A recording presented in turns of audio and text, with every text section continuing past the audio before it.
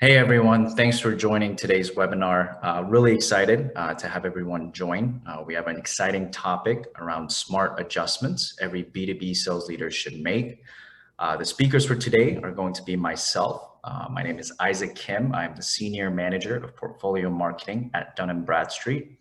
And we're very fortunate to be able to partner with Mike Pregler, VP and Research Director at Forrester. Mike. Hey, Isaac. Yeah, I'm really happy to join you and our audience today to talk about some of the smart adjustments that sales leaders need to make. I'm part of the Forrester Series Decisions Sales Executive Service. Had a very long career in sales leadership with companies like HP, Unisys, and SAP. And I'm really interested in talking with you and the audience today. Awesome. Thanks for that, Mike.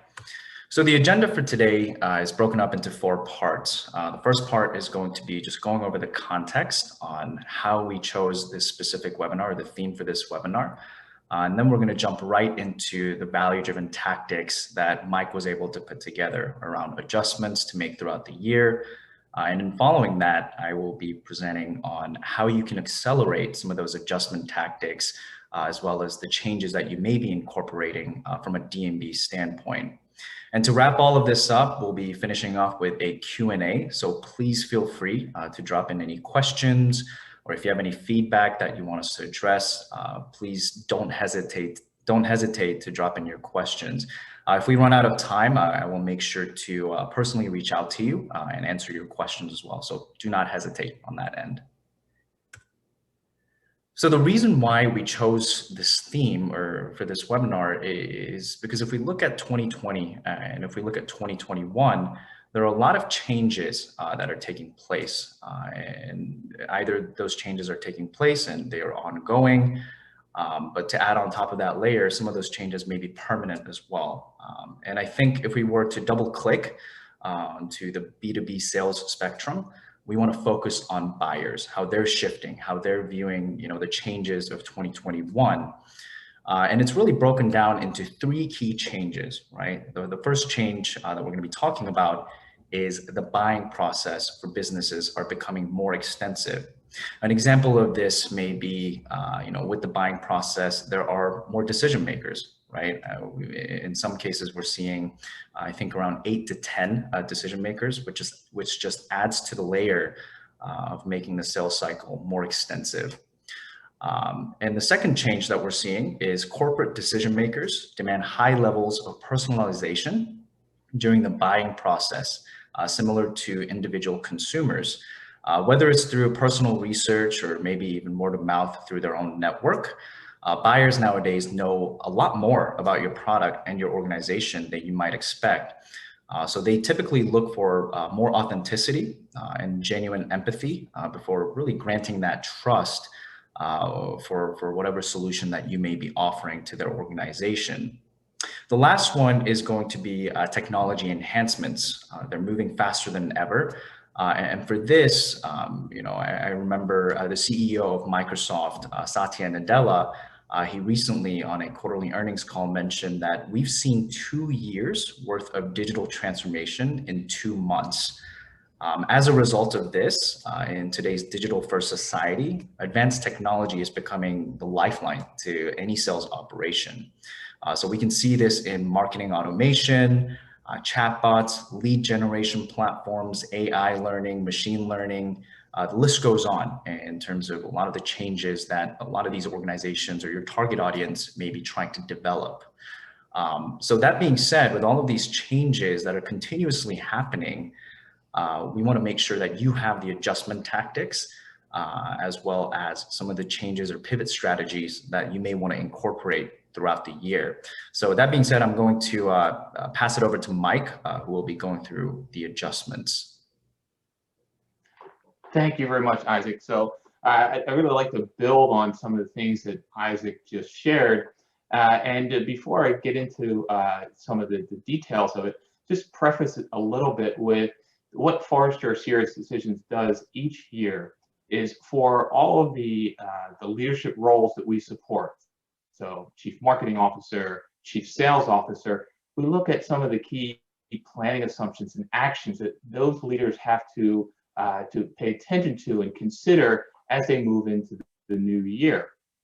So as we looked into 2021, we set up a series of 5 planning assumptions, and I'm going to go through 3 of them today, which are really specific to the sales leader and what they need to worry about in 2021, and then the resulting actions that those sales leaders need to take. So I'll highlight them here, and then we'll go into those in a little bit more detail. The first planning assumption is to use data and insights for a competitive advantage. So we really think that sales leaders need to move away from the heroic individual sales talent-driven approach and move towards an insights-driven decision-making process and sales process. So they're really setting up a sales ecosystem driven by data and insights.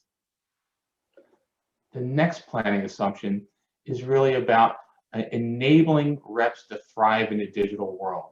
So of course, 2020 and now in early 2021, all of our reps are primarily engaging with clients through a virtual digital experience. But that trend had been ongoing for many years that we could see within the studies that we undertook. So we really need reps now to not just survive in that digital world, but to actually thrive and flourish in a digital first world. And then the third planning assumption that we'll focus on is to modernize prospecting and lead generation.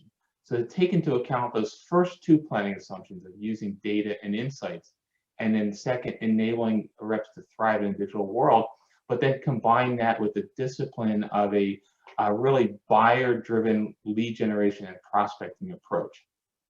So before we get into those 3 actions, we really want to put a foundation on it, and the foundation is what are buyers expecting today. And in 2019, right at the end of the year, we released the most recent buyer insights survey that we had. So every other year, Sirius Decisions conducts a buyer study. And in 2019, we studied nearly 1,000 buyers who were C-level, VP or director level, or manager level, who are recently involved in a significant B2B buying experience. And from that, we looked at 4 key experiences that the B2B buyers were expecting. And the first one was that the B2B buyers were expecting that sellers would have an open experience. So really that the sellers having what they want, the buyers want, was an open and transparent experience where they had very much control over all the insights, the data that they had in their buyer's journey. Well, how does that affect sellers? Well, really, sellers have to focus on helping the buyers make a more informed decision, because there's so much information available today to buyers that we really need to be transparent and open with what information we share. Secondly, we're seeing that buyers are expecting a connected experience. And what that really means is they want to be connected to the seller. So throughout the entire buyer's journey, buyers expect sellers to be on the same path that they are towards a shared and common goal. And that shared and common goal is that the buyers expect to solve a problem related to a business outcome. So sellers really need to focus all of their activities, whether it's in early stages of the selling process, all the way through implementation and customer success, to ensure that buyers are getting the business outcome that they expect. And then third, buyers are looking for an intuitive buying experience. What that means is that they're expecting that sellers know who they are, what their problems are, and what the business outcome is that they expect throughout their entire journey. So they want sellers to really know who they are, regardless of whether it's a business development resource, a sales rep involved in it, a solution specialist, or ultimately customer success. So it's all of them understand exactly who the buyer is and what they're expecting throughout that journey. So really you need to differentiate yourself on the customer experience. And finally, buyers are expecting an immediate experience. Just like all of us who are in our B2C experience, or buying in a consumer website, we're expecting a frictionless, fast, immediate experience. And buyers in the B2B world are expecting that same sort of experience. They want it fast and easy. So as a seller, what your responsibility is really to be proactive at every stage along that buyer's journey, and to be present in all the channels that they prefer. Whether a B2B buyer might be expecting to have a personalized experience, be present in that. If they're expecting an online buying experience, be present in that. If they need to buy through a marketplace or a channel provider, ensure that you and your organization are present in that same buying experience. So again, we look at open, connected, intuitive, and immediate buying experiences. Well, what are the actions that sales leaders can take? So now I'll go back to the 3 actions that we're recommending sales leaders take to be successful in 2021 and beyond. So the first is to gain competitive advantage using data and insights. So in our studies, what we found is that in the average B2B buying experience, there are 18 meaningful interactions between the buyer and the seller. And they're split about equally between human and non-human interactions. So a non-human interaction is some sort of non-facilitated, self-serve experience between the buyer and the selling organization. Now, the interesting thing about all of these is that every one of those interactions, that's an opportunity for you as the seller to capture insights and capture data about what the buyer is doing. It's also an opportunity for you to influence what they're doing by ensuring that you're targeting the right prospects. You're targeting the right experiences they expect, whether they're in the early stage of their journey, the middle stage, or at the end stage. So now we're able to use those data and insights to provide a better buying experience and a better selling process throughout the entire journey. Action number 2 is to enable reps to thrive in a digital world. So in 2020, our studies showed that nearly 90% of all interactions between buyers and sellers were in a digital first experience. Well, that's no surprise. But before that, in 2019, and we actually found that almost 75% of interactions between buyers and sellers in a selling experience were also virtual. So it was really a trend that was accelerated in the past year. But now what we need to do is help our reps understand that the new normal is definitely more towards the digital first side. So we need them to thrive in this digital world. Well, how do we do that? Well, first is ensuring that they're able to use not just the technology, but how do they use that in the personalized experience way that they were used to in a face-to-face experience, and ensure that what they're really doing is helping customers solve business problems. So it's focusing on their business outcomes that the buyer expects. And then finally, are they engaging at the pace that the buyers are expecting? So going back to those 4 expectations, they're expecting a connected experience and an immediate experience. And they can deliver that through this digital first approach. So in that digital first approach, and how do sellers engage and thrive in this world? Well, they have to look at 5 things. They have to focus on helping versus selling. So it's not just about selling a product, but helping the buyer understand how your solution will deliver the business outcome that they expect. So take the helping approach. Secondly, we really need to work on the digital and virtual engagement skills. So as sellers are engaging with buyers, and as Isaac said earlier, many of these buying experiences are much more complex than they have before. 8 or 10 individuals that are involved in the buying decisions. And what our research is showing is that many of the complex decisions are now growing in the number of departments and functions that are involved in the decision-making process. So we have to understand that when you're engaging in a large number of interactions virtually, how do we engage with each of the buyers throughout that virtual engagement experience, ensuring they've got the skills and details about how they can do that.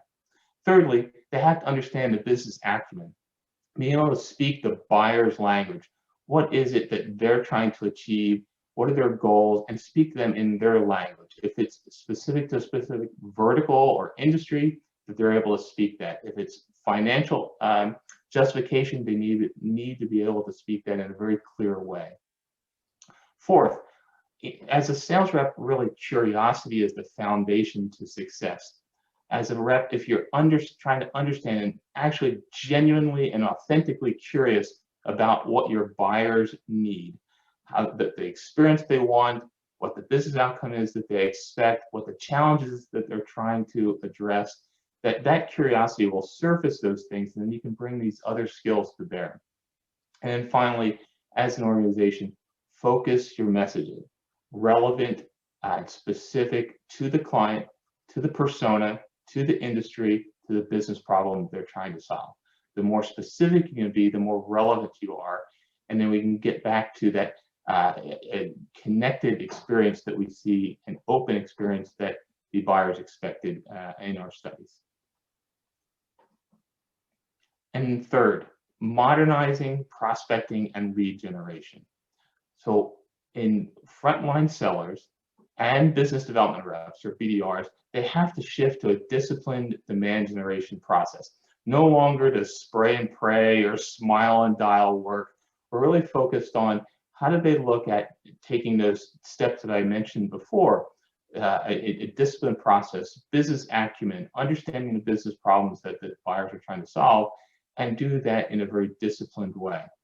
Well, the next is using prospecting campaigns that are supported by detailed playbooks and that really focus on the ideal customer profile. Selling organizations need to identify by persona, by industry, by business, by line of business, what their ideal customer profiles are. And then build those personas around into your prospecting campaigns and share that information with all of your frontline sellers and business development reps. So they can have very targeted messaging that's very specific to help them solve their problems. And then finally, leverage the data and insights. There's information available that can help you understand how to target these personas, how to identify them, look at intent signals along the way, and that you can gather that information and share that with your frontline sellers so they can have a much more fact-based and technology-driven approach. So when we talk about prospecting, there's really this dramatic shift that we're seeing in the selling industry today. And it requires, as a prospecting shift, a real shift toward buyer alignment. So the first is you shift from a focus on selling products to really helping buyers buy and helping them solve the business problems that they have and the business outcomes that they expect. We want selling organizations to move from a focus on low-cost lead generation to maximizing buyer value. We expect that selling organizations should shift from that smile and dial and spray and pray to a very precision-targeted approach into selling. Again, using the ideal customer profile, define buying personas, and focus your messaging specifically to how can you help them achieve the business outcomes that they're expecting. We're moving away from standardized scripts and emails to a much more authentic and audience-based and solution-based playbooks. So we have and you provide our prospectors and frontline sellers with the details about how to guide a buyer through every stage of their journey, to the early stage education, to solutioning, to ending to make a decision at the end of the process. And as we look helping our sellers and our frontline prospectors who had inconsistent feedback or inconsistent and insufficient contact follow-up, not a very detailed process, now we're working very prescriptive, persistent approach to contact outreach and contact follow-up and cadence and a cadence throughout the prospecting system. And then finally, we need to move away from just developing a quantity of leads. That's really insufficient today in today's world. Now we need to look at qualifying opportunities from buying groups. Again, as Isaac mentioned earlier, we see many individuals that are now involved in the buying decisions, from 8 to 10 within a buying group, from multiple different functions. So as we look at prospecting, it's not enough to look at individual leads, but really look at buying groups that are fully qualified to opportunities that we can pass to sales. So if we move as sellers to this digital first world and a digital approach to prospecting, to lead generation, and ultimately to selling, it really benefits all elements of the selling ecosystem. And that's the buyer has a more efficient sales cycle. They have better data and information about your solutions and your offerings. They have better transparency to what you can do to help them solve their business problems. They have better quality interactions. So all of these things are benefits to the buyer. The seller has a benefit from it's a more efficient selling cycle because we're more focused, the buyers have the information they need to make better decisions, and we get better data and analytics that we can use to get that competitive advantage. That also helps us as we engage with the buyer and solve their and address their business needs. We can look at better upsells and cross sells because we've got a more connected experience. And ultimately, if you've got a better connected experience, that leads to better retention and growth ultimately. And then ultimately for the company as a selling organization, what you as sales leaders should expect is better top line results and better bottom line results because the selling process is more efficient and in terms of time, but also more cost efficient because we're able to do this in a much more precise way with the ideal resources at each stage along the selling process. And that gives us a lower cost of sales. And we also find that this approach with buyers and sellers being aligned to a business outcome and a very open and connected experience, that it's a better customer experience overall. And that leads to better loyalty, advocacy from our buyers, and ultimately a better seller retention and better client retention, of course, which is our real goal.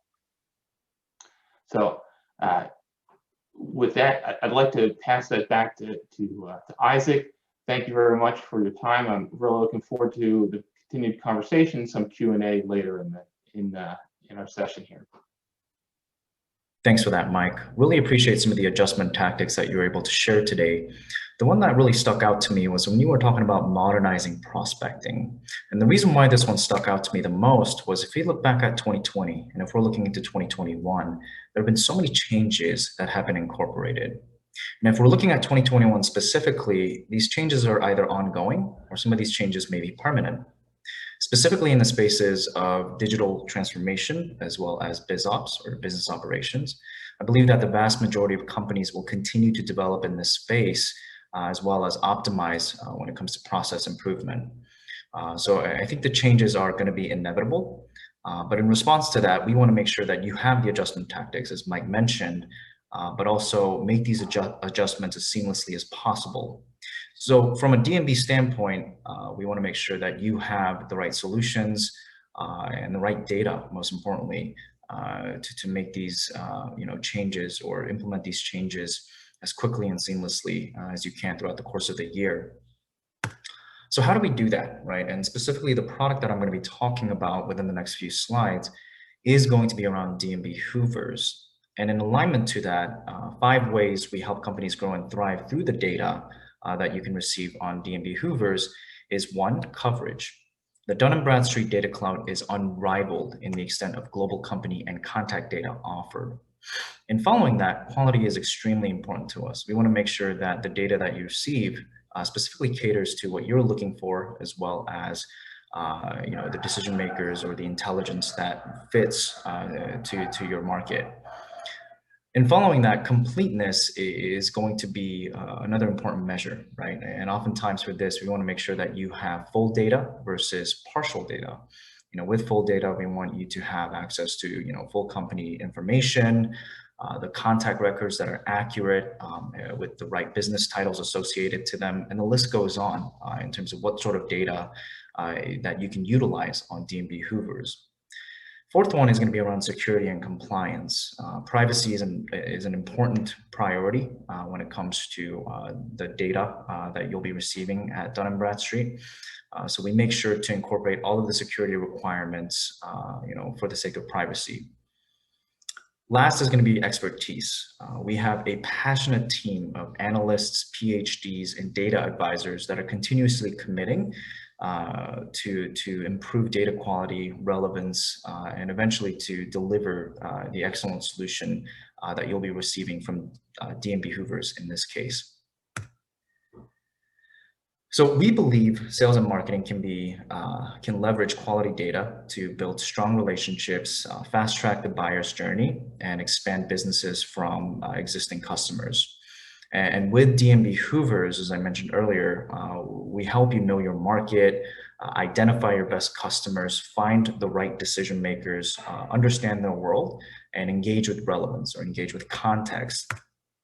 And to bring all of that together, D&B provides a faster path from prospecting to profitable relationships by leveraging data and analytics. So as a result, you'll quickly build pipeline, stay ahead of the competition, as Mike mentioned earlier, when you want to be aware of the competitive landscape, increase sales productivity to maximize efficiency, and have more informed conversations or engage with relevance, right, based on what your potential buyer may be going through. So to double click into some of the features that are offered on D&B Hoovers, the first one that I want to camp out on is going to be prioritizing in-market prospects.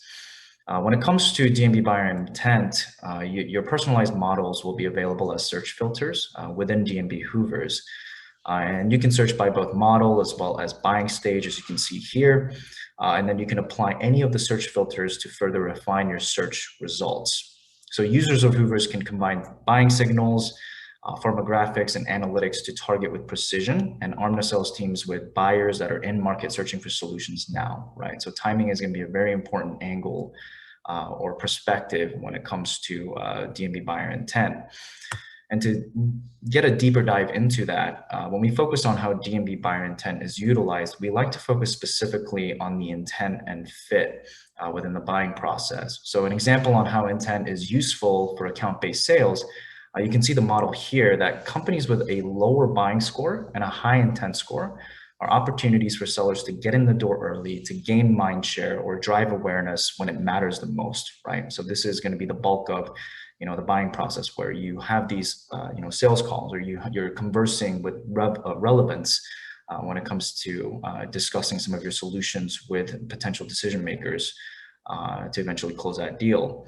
On the flip side, companies with a high buying score and a high intent score should be targeted to shorten the purchasing cycle. What this means is that they are ready to buy or ready to purchase and have been engaging with offsite content that indicates this. And we have all these indications, or we can definitely utilize all of these indications through buyer intent and gain an understanding of who to go after when it comes to shortening that purchasing cycle, or who to gain mind share with when it comes to them being early in the market for potential solutions. Example 2 is to focus on buyers most likely to spend. And this image here with the green, orange, and red indicators shows what the index looks like on a company profile. And here we can see the scores for each impact area, quickly gain an understanding of current conditions of a specific account. So some of the impact indicators can be financial impact, location impact, industry impact, overall impact with network effects, overall impact with network effects. And the bottom line here is that we want you to understand how some of your accounts are being affected during the buying cycle, right? So there may be a company that is impacted heavily from finance, right? Or from a financial perspective. They may be going through budget cuts. They may have a reorg in the business. And through the impact index, you'll have access to that data, and you'll be able to leverage and comb through that data to your own advantage when it comes to prioritizing what sort of accounts aligned with buyer intent moving forward. Example 3 is find the right buyers. And I want to align this with the point I made earlier about completeness. We want to make sure you have full data versus partial data. So the example here is around Amazon Web Services.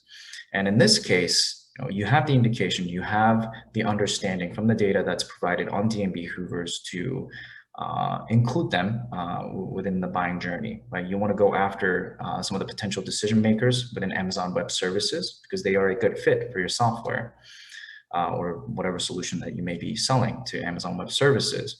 Now, that being said, you have this company information, but you also want to follow up, or you also want to move forward by reaching out to some of the contacts at the decision headquarters, which you'll have access to. But at Amazon Web Services, you want to make sure that you have the right contact data as well as the right email or phone number to reach out to when it comes to really pushing that buyer journey and pushing closer to closing a deal with, in this case, Amazon Web Services. Example 4 is going to be engaging with context, right? And to dive deeper into that completeness, or the point I made about completeness, you want to engage with relevance when you're speaking with the right decision makers. So this is a different example, but let's say GM is your target account. You want to make sure that you have updates as well as you have the triggers that are set up when notifying you with news about GM, right? You want to engage with context and relevance, so you want to talk about what matters to them, right? So an example of this can be a car unveiling maybe going on at GM. There may be a reorg in leadership or a reorg in the business as a whole. And this is the sort of data that Hoovers can provide, right? And the kicker here is that we package all of this functionality, data and analytics into an intuitive application that makes it easy as possible for you to gain access to. So in the end of the day, we want you to have that full data. Goes from company information, contact records.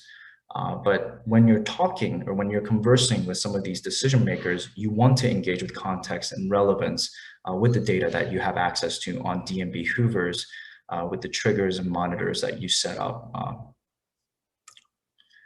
Example 5 is going to be increasing productivity. We recently rolled out with an extension of Hoovers, which is free to install on Outlook. It's an Outlook plugin, and you will have access to 420 million companies and 370 million contacts directly inside your inbox.